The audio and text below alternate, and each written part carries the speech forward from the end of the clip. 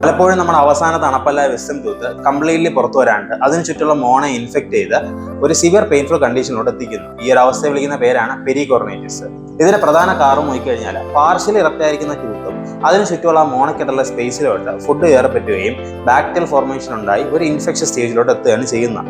ഇതിന്റെ പ്രധാന രോഗലക്ഷണങ്ങൾ നോക്കിക്കഴിഞ്ഞാൽ സിവിയർ പെയിൻ ഉണ്ടാവുക, അതോടൊപ്പം തന്നെ ഇൻഫ്ലമേഷൻ ഉണ്ടാവുക, നല്ല രീതിയിൽ സ്വെല്ലിംഗ് ഉണ്ടാവുക, വാ തുറക്കാനുള്ള ബുദ്ധിമുട്ട്, ഇതൊക്കെയാണ് രോഗലക്ഷണങ്ങൾ.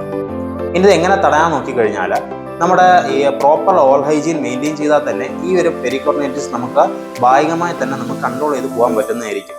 പക്ഷേ പല സാഹചര്യങ്ങളിലും നമ്മുടെ അവസാനത്തെ പല്ല് വരെ നമുക്ക് ബ്രഷിങ് പ്രോപ്പർ ആയിട്ട് ചെയ്യാൻ പറ്റത്തില്ല.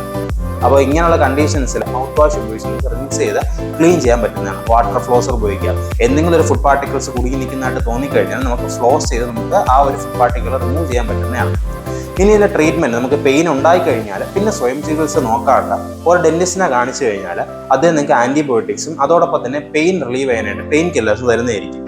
അതിനുശേഷം എത്രത്തോളം സിവിയറിറ്റി ഉണ്ടെന്ന് നോക്കിയിട്ട് നമുക്ക് 2 ട്രീറ്റ്മെൻറ്റ് പ്ലാൻ ചൂസ് ചെയ്യാം.